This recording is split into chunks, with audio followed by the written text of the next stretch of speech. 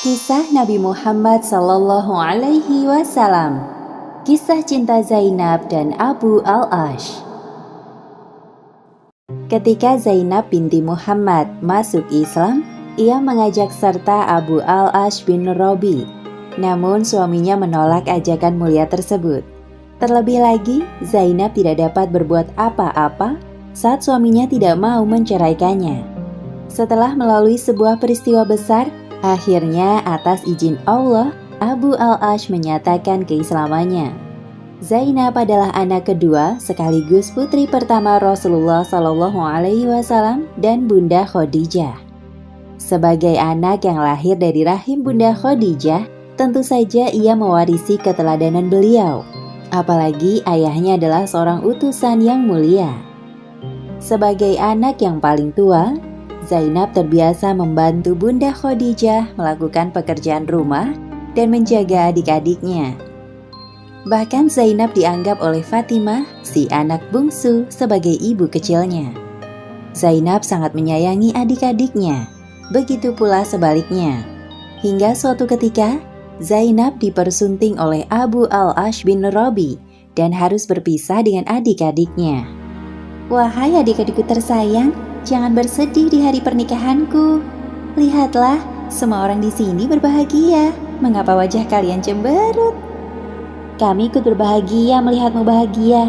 Hanya saja, nanti kita akan jarang bertemu. Tenang saja, aku akan sering menemui kalian jika suamiku memberi izin." Semua orang menyambut dengan gembira pernikahan Zainab dan Abu Al-Ash. Apalagi Rasulullah Shallallahu Alaihi Wasallam dan Bunda Khadijah sebagai wali Zainab merasa lega telah menyerahkan tanggung jawab putri tercinta mereka kepada laki-laki yang tepat. Abu Al-Ash adalah sepupu Zainab dari keluarga Bunda Khadijah. Dia seorang pemuda yang pandai dan cekatan dalam berdagang.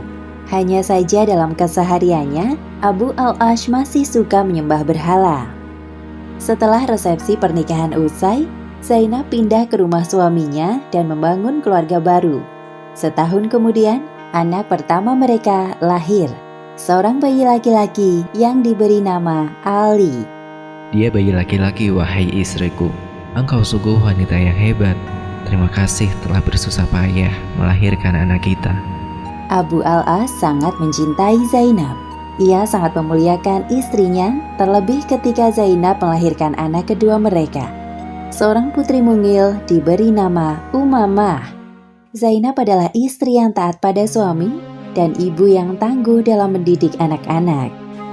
"Wahai istriku, aku akan pergi berdagang selama beberapa hari. Engkau baik-baiklah di rumah bersama anak-anak. Doakan aku."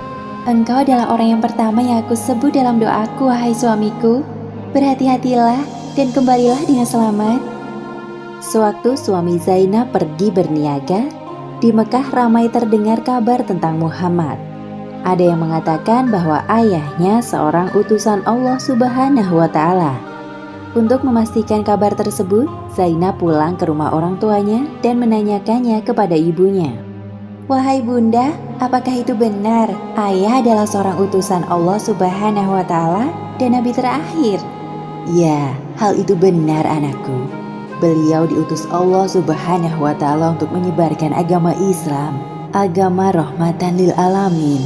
Akankah engkau mau ikut bersama kami masuk Islam, wahai putriku tersayang?" "Tentu saja, sesungguhnya Tuhanku yang lebih berhak atas hidupku." Dalam perjalanan pulang, Zainab sangat senang. Ia tak sabar menceritakan berita bahagia ini kepada suaminya, Abu Al-Ash. Beberapa hari kemudian, Abu Al-Ash pulang dari perniagaannya. Segera saja, Zainab mengajaknya bicara tentang kenabian ayahnya. Namun reaksi Abu Al-Ash membuatnya terkejut. "Wahai Zainab, engkau pasti tahu bahwa aku sangat mencintaimu. Tapi aku tidak bisa begitu saja ikut agama ayahmu karena engkau. Tidak semudah itu keyakinanku berubah." "Tapi suamiku, Islam adalah agama yang paling benar di muka bumi ini. Apakah engkau tidak mempercayai ayahku?" "Sudahlah, aku tidak ingin berdebat tentang ini. Bukan berarti aku tidak mau masuk Islam, lantas aku tidak menghormati mertuaku. Jangan memaksaku. Zainab hanya bisa pasrah dan berdoa agar suaminya mendapatkan hidayah dari Allah Subhanahu wa Ta'ala. Ya Allah, ya Tuhanku, bukakanlah pintu hati suamiku. Hamba yakin dia bukan orang yang keras, maka lunakkanlah hatinya untuk menerima Islam. Sementara itu, Abu Al-Ash bimbang dengan keputusannya untuk masuk Islam atau tetap menjadi kafir. Ia tidak mau orang-orang dari kaumnya menganggap bahwa dirinya masuk Islam demi istrinya. Waktu berlalu, tantangan kaum muslimin di Mekah semakin berat. Orang-orang yang memusuhi Nabi Muhammad SAW mulai menghasut Abu Al-Ash untuk menceraikan Zainab. Namun Abu Al-Ash tetap tidak mau menceraikan Zainab dan juga enggan masuk Islam. Hal ini membuat Zainab sedih. Padahal dalam Islam, seorang muslimah tidak diperkenankan menikah dengan seorang kafir. Ya Allah, sekarang aku benar-benar merasa sendirian di sini. Ibuku tercinta telah meninggal dunia. Ditambah lagi ayah dan adik-adikku telah hijrah ke Madinah.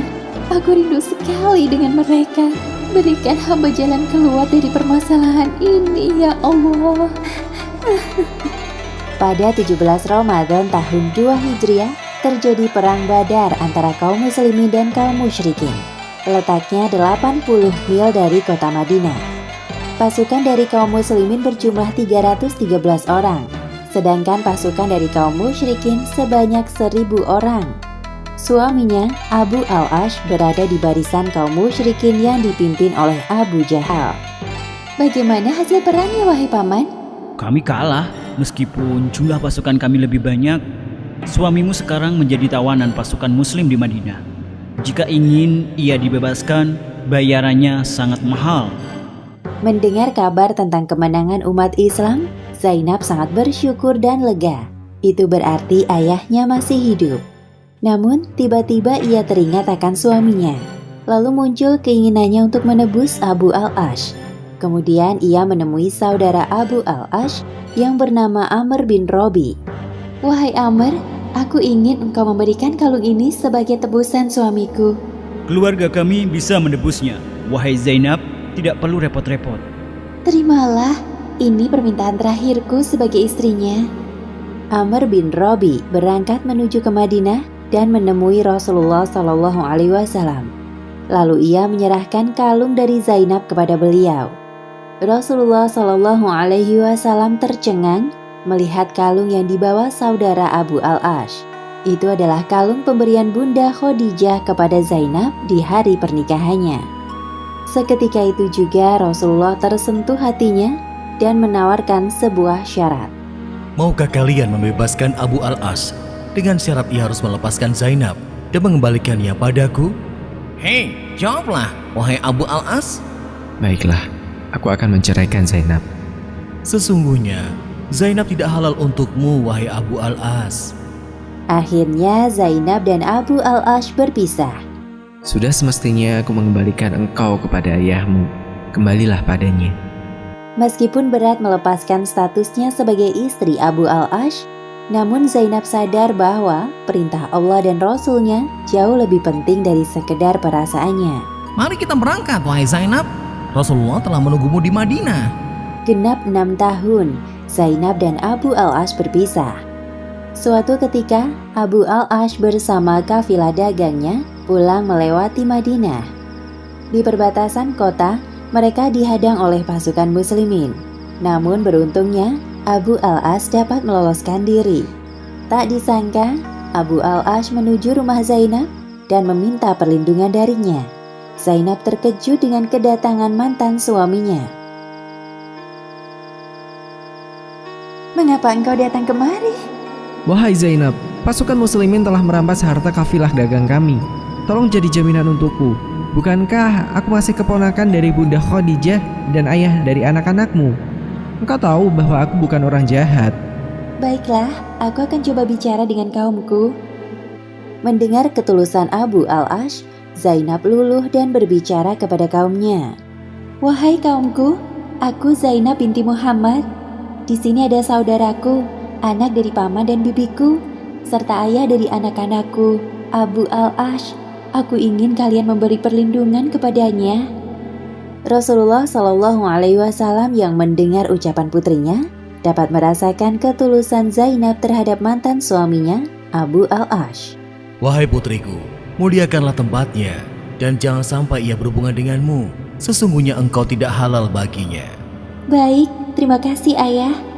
Kemudian para sahabat mengembalikan barang rampasan yang mereka ambil dari rombongan Abu Al-Ash. Sebelum meninggalkan Madinah, Abu Al-Ash berbicara dengan Zainab. Mereka telah mengajakku untuk masuk Islam, namun aku menolaknya. Aku tidak ingin memulai agama baruku dengan pengkhianatan. Mendengar ucapan Abu Al-Ash, Zainab merasa akan ada berita baik yang akan ia dengar kemudian. Selama ini, Zainab tidak pernah berhenti berdoa kepada Allah Subhanahu wa Ta'ala agar Abu Al-Ash masuk Islam. "Semoga engkau selamat sampai Mekah, wahai Abu Al-Ash." Sesampainya di Mekah, Abu Al-Ash menyerahkan barang dagangannya kepada para pemiliknya. Setelah itu, ia bersaksi di tengah-tengah kaum Quraisy. Setelah aku memberikan hak-hak kalian, aku ingin bersaksi di hadapan kalian semua bahwa tiada Tuhan selain Allah dan Muhammad adalah utusan Allah. Sekarang aku masuk Islam tanpa ada paksaan dari siapapun. Orang-orang Muslim yang mendengar kesaksian Abu Al-Ash merasa senang dan menyelamatinya. Aku tahu bahwa engkau adalah orang baik, wahai Abu Al-Ash. Selamat bergabung, wahai saudaraku. Setelah menyelesaikan urusannya di Mekah, dengan penuh semangat, Abu Al-Ash kembali ke Madinah dan langsung menemui Rasulullah sembari menyatakan kesaksiannya. "Alhamdulillah, Maha Suci Allah, dialah Allah Tuhan yang membuka pintu hatimu. Ketahuilah, sesungguhnya Islam memudahkan hidupmu dan mendekatkanmu dengan kebahagiaan, ketenangan, wahai Abu Al-Ash. Aku izinkan engkau untuk kembali bersama dengan putri tercintaku." Terima kasih, wahai Rasulullah. Zainab sangat bahagia mendengar kabar Abu Al-Ash telah masuk Islam. Ditambah lagi, Rasulullah mengizinkan mereka untuk kembali bersama. "Terima kasih ya Allah, Engkau telah mengabulkan permintaanku di saat yang tepat." Akhirnya, Zainab dan Abu Al-Ash bersatu kembali menjadi pasangan suami istri. Kali ini pernikahan mereka terasa lengkap atas naungan agama Islam. Abu Al-Ash sangat bersyukur bertemu dengan sosok wanita penyabar, tangguh, dan berhati lembut seperti Zainab. Wahai istriku, terima kasih telah bersabar menungguku kembali. Aku senang kita semua dapat berkumpul lagi seperti dulu kala, wahai ayah dan ibu. Sesungguhnya ketetapan Allah itu nyata dan tidak dapat diubah. Pada tahun 8 Hijriah, Zainab berpulang ke rahmatullah di usia 30 tahun karena menderita sakit. Tentunya kepergian Zainab ini menggoreskan luka yang dalam di hati Abu Al-Ash.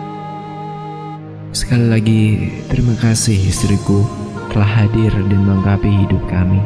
Aku dan anak-anak akan selalu mendoakanmu. Dia adalah putri terbaikku, ya Allah. Berikan tempat terbaik untuknya di sisimu. Rasulullah Shallallahu Alaihi Wasallam yang ditinggalkan oleh Khadijah, istri tercinta, dan Ruqayyah harus merasakan lagi duka atas meninggalnya Zainab. Demikianlah akhir kisah cinta Zainab dan Abu Al-Ash. Hikmah yang dapat kita ambil dari kisah ini: pertama, Zainab merupakan teladan bagi para muslimah agar bersikap sabar, tangguh, taat kepada suami yang soleh, penyayang, serta rendah hati, meskipun ia lahir dari seorang utusan Allah Subhanahu wa Ta'ala. Dan kedua, kita tidak dapat memaksakan seseorang untuk masuk Islam, kecuali Allah Subhanahu wa Ta'ala membukakan pintu hidayah kepadanya. Wallahu a'lam bishawab. Jalanan pemilik dua cahaya, Ruqayyah dan Ummu Kulsum. Ruqayyah dan Ummu Kulsum adalah putri kedua dan ketiga dari pernikahan Muhammad dan Khadijah. Kakak beradik ini memiliki kisah perjalanan hidup yang hampir mirip. Masuk Islam bersama, menikah, dan bercerai di hari yang sama pula. Bahkan, pasca bercerai dari suami masing-masing, Ruqayyah dan Ummu Kulsum menikah lagi dengan laki-laki yang sama, yaitu Utsman bin Affan. namun dalam kurun waktu yang berbeda. Ruqayyah binti Muhammad adalah putri kedua setelah lahirnya Zainab. Ruqayyah menikah dengan Utbah bin Abdul Uzza alias Abu Lahab sebelum usianya menginjak 10 tahun. Begitu juga dengan adiknya Ummu Kulsum yang usianya terpaut 1 tahun lebih muda darinya, dinikahkan dengan Utaibah bin Abdul Uzza. Meskipun kebahagiaan menyelimuti Bunda Khadijah saat menyaksikan akad nikah kedua putrinya, muncul sedikit kekhawatiran dalam benaknya. Ya Allah, mengapa aku terus khawatir akan keselamatan putri-putriku ini? Sejujurnya, hamba takut Ruqayyah dan Ummu Kulsum terpengaruh oleh perangai buruk ibu mertua mereka. Hamba mohon, lindungi putri-putriku dimanapun mereka berada, ya Allah. Ternyata firasat Bunda Khadijah terbukti benar ketika Abu Lahab dan Ummu Jamil mendengar berita tentang Muhammad adalah nabi terakhir yang diutus Allah Subhanahu wa Ta'ala kepada penduduk bumi. Keduanya sangat geram dan menentang. Akhirnya Ruqayyah dan Ummu Kulsum diceraikan oleh suami-suami mereka atas perintah dari Abu Lahab. Walaupun perceraian amatlah menyakitkan hati bagi kedua putrinya, namun Rasulullah SAW justru bersyukur atas hal tersebut. Kedua putri tersayangnya terlepas dari keburukan Abu Lahab dan istrinya. Wahai putri-putriku, janganlah kalian bersedih. Sesungguhnya Allah SWT telah menyelamatkan kalian berdua dari ujian berat, dan yakinlah bahwa setelah kesulitan pasti ada kemudahan. Ruqayyah masuk Islam pada usia 7 tahun, sedangkan Ummu Kulsum pada usia 6 tahun. Mereka masuk Islam bersama-sama dengan Bunda Khadijah, Zainab, dan Fatimah. Selang waktu berganti, Rasulullah SAW menikahkan Ruqayyah dengan Utsman bin Affan. Sahabat beliau dari keturunan bangsawan Quraisy yang beriman, teguh dalam pendirian, dermawan, serta berparas tampan. Ya Allah, aku tidak menyangka akan menikah lagi. Hatiku sangat bahagia. Terima kasih ya Allah, yang Maha Pengasih. Pernikahan Utsman bin Affan dan Ruqayyah binti Muhammad berlangsung pada bulan Rabiul Awal tahun ke-3 Hijriah. Pasca peristiwa kenabian, keadaan kaum muslimin di Mekah sungguh memprihatinkan. Tekanan dari kaum Quraisy yang menolak dakwah Nabi Muhammad SAW semakin berat. Mekah terasa sempit bagi orang-orang muslim yang lemah. Mereka mulai mencari cara agar keluar dari siksaan yang pedih ini. Dalam keadaan sedih dan terdesak, turunlah surat Al-Kahfi yang membawa banyak hikmah. Salah satu hikmahnya dari kisah Ashabul Kahfi, para pemuda yang diberi petunjuk Allah Subhanahu wa Ta'ala untuk hijrah dari tempat kekufuran dan permusuhan demi menyelamatkan agama mereka. Wahai para sahabat, seperti yang kita lihat sekarang ini, bahwa keadaan kaum muslimin di Mekah semakin tersiksa. Aku perintahkan kalian agar hijrah ke Habasyah. Hal ini semata-mata aku lakukan untuk menyelamatkan agama ini. Aku tahu Raja Habasyah yang bernama Asyama An-Najasyi adalah seorang raja yang adil. Tepatnya pada bulan Rajab tahun ke-5 kenabian, beberapa kaum muslimin hijrah ke Habasyah. Rombongan dipimpin oleh Utsman bin Affan berangkat dengan 12 orang laki-laki dan 4 orang wanita muslim. Ruqayyah, sang istri, juga turut serta. Sedangkan Rasulullah dan keluarga yang lain tetap tinggal di Mekah. Mereka berjalan dengan sesekali bersembunyi menuju pantai agar tidak diketahui orang-orang Quraisy. Di pelabuhan Syaibah, tampak 2 kapal menuju Habasyah. Rombongan kaum muslimin yang dipimpin oleh Utsman turut serta dalam kapal tersebut. Pada suatu ketika, seorang wanita dari suku Quraisy datang menemui Rasulullah SAW. Wahai Rasul, aku melihat menantumu bersama dengan istrinya. Bagaimana keadaan mereka? Dia memegang kendali, membawa istrinya ke atas seekor keledai yang berjalan pelan. Allah SWT menemani keduanya. Mereka berdua adalah penduduk Baitul Haram pertama yang hijrah di jalan Allah setelah Ibrahim dan Lut. Raja Najasyi dan penduduk Habasyah menyambut kedatangan kaum muslimin Mekah dengan sangat baik. Mereka hidup damai dan tenang selama beberapa waktu. Selama tinggal di Habasyah, Utsman dan Ruqayyah hidup saling mengasihi satu sama lain. Apalagi Ruqayyah jauh dari keluarganya. Ia hanya memiliki suami yang setia di sisinya. Dari rahim Ruqayyah lahirlah seorang putra yang diberi nama Abdullah. Namun tidak sampai tumbuh dewasa, Allah Subhanahu wa Ta'ala memanggil Abdullah di usianya 6 tahun. Terdengar kabar bahwa keadaan kaum muslimin di Mekah telah aman. Setelah hijrah selama beberapa tahun, Ruqayyah mulai merindukan keluarganya di Mekah. Wahai suamiku, aku rindu dengan ayah, ibu dan adik-adikku. Bagaimana menurutmu jikalau kita menjenguk mereka ke Mekah? Baiklah, aku dengar keadaan di Mekah telah aman. Besok kita berangkat, wahai istriku. Wah, benarkah itu? Aku tidak sabar menunggu esok hari. Terima kasih wahai suamiku. Ya, aku juga merindukan kampung halamanku. Walaupun tinggal di sini juga menyenangkan dan jauh lebih aman. Namun ternyata penderitaan kaum muslimin semakin menyedihkan pasca ditinggal hijrah ke Habasyah. Rasulullah telah kehilangan banyak harta untuk menolong kaum muslimin yang kesusahan. Bahkan Bunda Khadijah telah ikhlas merelakan semua hartanya untuk dakwah Islam. Hal ini menyebabkan keluarga Rasulullah hidup dalam keadaan yang memprihatinkan. Pada tahun ke-10 kenabian, kabar duka menyelimuti Rasulullah Shallallahu Alaihi Wasallam. Beliau sangat menderita pasca meninggalnya paman tercinta Abu Thalib. Ditambah lagi 3 bulan berikutnya, istri tercintanya Khadijah Al-Kubra menyusul. Ruqayyah yang melihat jenazah ibunya merasa terpukul. Bunda, aku sangat merindukanmu. Telah lama kita tak berjumpa. Sekarang kudapati engkau terbujur kaku, terbungkus sorban suci milik ayah. Mari kita doakan Bunda, semoga amal ibadahnya diterima di sisi Allah, Kak. Sepeninggal Bunda Khadijah, keadaan terasa semakin sulit bagi Rasulullah Shallallahu Alaihi Wasallam. Tahun itu disebut juga Amul Huzn atau tahun kesedihan, karena beruntunya kesedihan demi kesedihan di tahun tersebut. Rasulullah Shallallahu Alaihi Wasallam memutuskan agar para sahabatnya hijrah dan memperluas dakwah ke Madinah. Ruqayyah juga turut serta dalam perjalanan.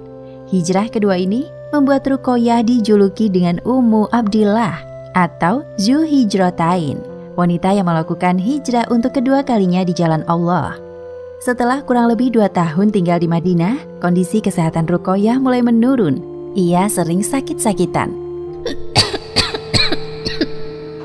Suatu malam di Madinah dipenuhi dengan seruan perang Badar.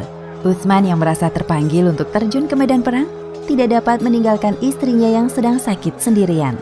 Tiba-tiba datanglah Rasulullah Shallallahu Alaihi Wasallam. Wahai menantuku, aku bebaskan engkau dari perang kali ini.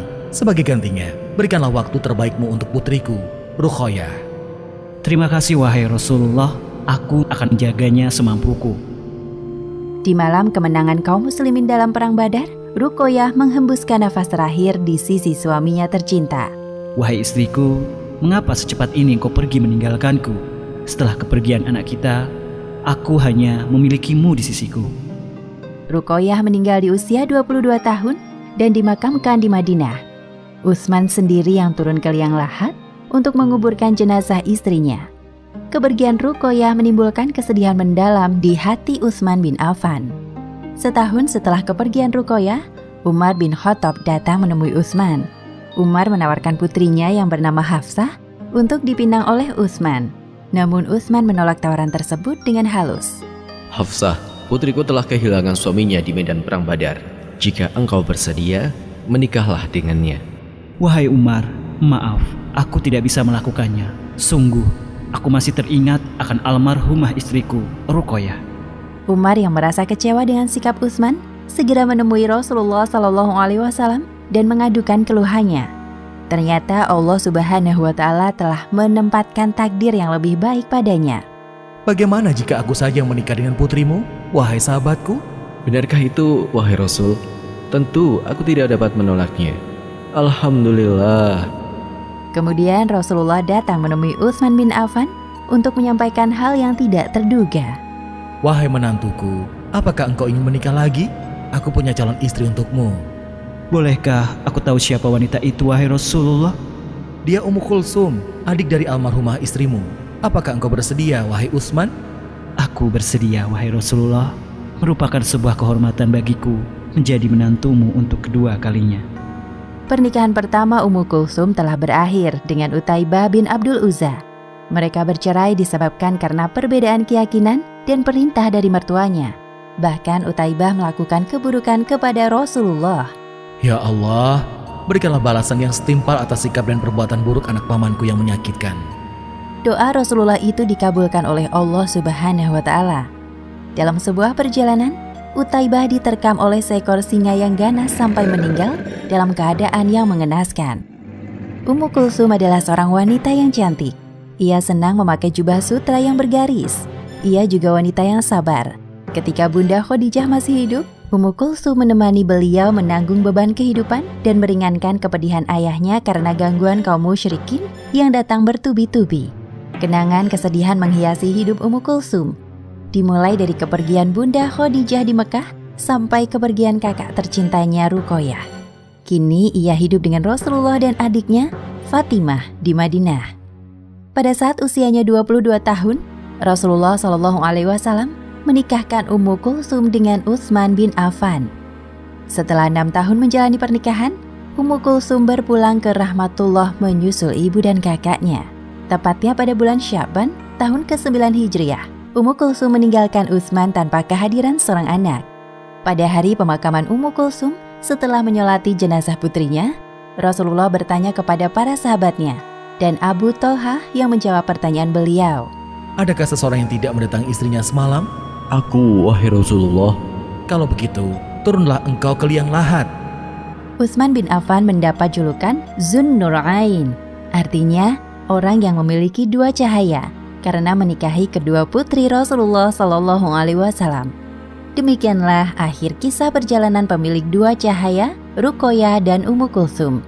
Hikmah yang dapat kita ambil dari kisah ini: pertama, sesungguhnya setelah kesulitan ada kemudahan. Kedua, jangan ragu untuk mengutamakan perintah agama Islam dibandingkan kecintaan kita terhadap dunia. Maka Allah akan memberikan balasan berkali-kali lipat lebih baik. Wallahu a'lam bishawab. Kisah Nabi Muhammad Sallallahu Alaihi Wasallam mengenal Fatimah Az-Zahra, putri kesayangan Rasulullah.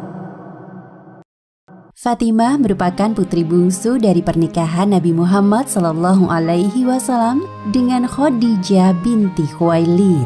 Meskipun Fatimah lahir dari keturunan manusia paling mulia di dunia, tidak lantas menjadikannya sombong. Justru karena kepribadian Fatimah lah yang kelak mengantarkan ia menjadi pemimpin para wanita penduduk surga. Kehamilan Bunda Khadijah disambut sukacita oleh Rasulullah Shallallahu Alaihi Wasallam. Suatu kali Rasulullah melihat Bunda Khadijah sedang berbicara dengan bayi yang ada di dalam kandungannya. Wahai istriku, apa yang sedang engkau lakukan?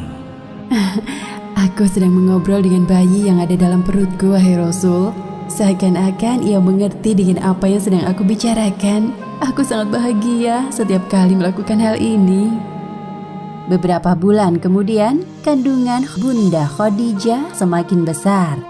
Inilah saatnya bagi Bunda Khadijah untuk melahirkan bayi yang telah beliau kandung selama 9 bulan. Atas izin Allah Subhanahu wa Ta'ala, dengan diiringi kekuatan dan keikhlasan seorang ibu, lahirlah seorang bayi perempuan cantik dari rahim Bunda Khadijah. Bayi ini kemudian diberi nama Fatimah. Wahai Khadijah, engkau telah melahirkan seorang bayi perempuan. Barakallahu fiik. Alhamdulillah, la haula wa la quwata illa billah. Bayi Fatimah disusui langsung oleh Bunda Khadijah tanpa perantara ibu susu. Tak lupa beliau melafazkan zikir agar setiap tetes ASI yang diserap Fatimah mengandung keberkahan. Fatimah kecil tumbuh dalam lingkungan keluarga Islami. Bunda Khadijah dan Rasulullah Sallallahu Alaihi Wasallam sebagai orang tua mampu menjadi teladan bagi Fatimah. Walaupun tinggal di lingkungan jahiliyah, Fatimah tidak mudah terbawa pengaruh buruk. Setelah turun risalah kenabian, ujian demi ujian datang menerpa. Semakin bertambah usia, Fatimah menyadari bahwa kaum Quraisy tidak menyukai ayahnya sebagai sosok pembawa kebenaran. Hal tersebut membuat perasaannya sedih dan terluka karena Fatimah begitu menghormati dan menyayangi Rasulullah. Di usianya 7 tahun, Fatimah ikut bersama rombongan kabilah Bani Hashim dan Bani Abdul Muthalib meninggalkan kota Mekah. Hal ini dikarenakan peristiwa pemboikotan atau pemutusan hubungan yang dilakukan kaum musyrikin Quraisy. Selama kurang lebih 3 tahun tinggal di lokasi pengungsian, Fatimah menyaksikan perjuangan umat Islam secara langsung. Setiap hari ia melihat orang-orang kelaparan, mendengar tangisan anak-anak, dan ikut cemas dengan keselamatan ayahnya yang diincar oleh kaum musyrikin Quraisy. Tanpa disadari, semangat perjuangan mengalir kuat dalam darah Fatimah. Ia lalu bertekad untuk membantu dakwah Islam yang diemban ayahandanya. Berkat peristiwa pemboikotan ini, Fatimah tumbuh menjadi wanita yang tangguh, sabar, qanaah, dan tabah dalam menjalani ujian kehidupan. Hingga sebuah peristiwa besar meruntuhkan pertahanan Fatimah di tahun ke-10 kenabian. Fatimah harus merelakan kepergian sosok Bunda Khadijah yang menghangatkan hari-harinya. Sebagai putri satu-satunya yang tinggal bersama dengan Rasulullah, Fatimah selalu mendampingi beliau melewati masa-masa sulit pasca wafatnya Bunda Khadijah. Saat ini, Fatimah merupakan pelipur lara bagi Rasulullah. Ia sosok yang bertugas mengurus keseharian beliau. Maka Fatimah dijuluki sebagai Ummu Abiha, yang artinya ibu dari ayahnya. Sementara itu, gangguan dari kaum musyrikin terhadap Rasulullah semakin menjadi-jadi. Tidak sekali 2 kali Fatimah mendapati kondisi ayahnya terluka atau kotoran mengenai pakaian beliau ketika pulang ke rumah. Astagfirullahaladzim. Ya Allah, siapa lagi yang tega melakukan ini padamu, wahai ayah? Jangan menangis, anakku. Sesungguhnya Allah Subhanahu wa Ta'ala yang akan menolongku. Fatimah pernah mendapati ayahnya dilempar bangkai binatang ketika sedang sholat. Kebetulan hari itu, Fatimah ikut pergi ke Masjidil Haram bersama Rasulullah. Ia menyaksikan secara langsung perbuatan keji komplotan Abu Jahal terhadap ayahnya. Seketika itu juga, Fatimah langsung berdiri dan menyingkirkan bangkai binatang dari punggung ayahnya. Setelah Rasulullah selesai beribadah, Fatimah melaporkan pelaku perbuatan keji tersebut tanpa rasa takut. Kemudian Rasulullah mendongak ke arah langit seraya berdoa, Ya Allah, hanya kepada Engkau aku menyerahkan keadaan kaum Quraisy ini. Sepeninggal Bunda Khadijah, kehidupan Fatimah dan Rasulullah jauh dari kata mewah. Harta peninggalan dari Bunda Khadijah telah habis digunakan untuk membebaskan para budak, membantu orang-orang miskin, dan para sahabat yang sedang kesulitan uang. Wahai Fatimah, anakku, ingatlah akan satu hal ini. Bersabarlah atas pahitnya dunia, maka engkau memperoleh kenikmatan yang abadi di akhirat. Fatimah tidak pernah sekalipun mengeluh kepada Allah Subhanahu wa Ta'ala. Ia senantiasa bersyukur atas rezeki yang diberikan olehnya, meskipun tidak banyak di mata manusia. Ya Allah, hamba ridho dengan pemberianmu, dan semoga Engkau meridhoi hidupku di dunia yang fana ini. Rasulullah sangat menyayangi Fatimah. Hal tersebut beliau sampaikan di hadapan para sahabat. Fatimah itu bagian dari diriku. Barang siapa yang menyakiti Fatimah, maka sama artinya menyakiti diriku. Kedekatan antara Rasulullah dengan Fatimah menimbulkan beberapa kemiripan di antara mereka. Bunda Aisyah pernah mengatakan tentang kemiripan Fatimah dengan Rasulullah Sallallahu Alaihi Wasallam. Tidak ada seorang pun yang lebih mirip Rasulullah dari caranya bertutur kata dan berjalan selain Fatimah. Beberapa julukan yang diberikan Rasulullah Sallallahu Alaihi Wasallam kepada Fatimah yaitu Az-Zahra yang artinya cemerlang, As-Siddiqah yang artinya wanita yang jujur, At-Tahirah artinya wanita yang suci, Az-Zakiyah artinya wanita yang cerdas, Al-Mubarakah, dan lainnya. Demikianlah sebagian kisah tentang mengenal Fatimah Az-Zahra, putri kesayangan Rasulullah.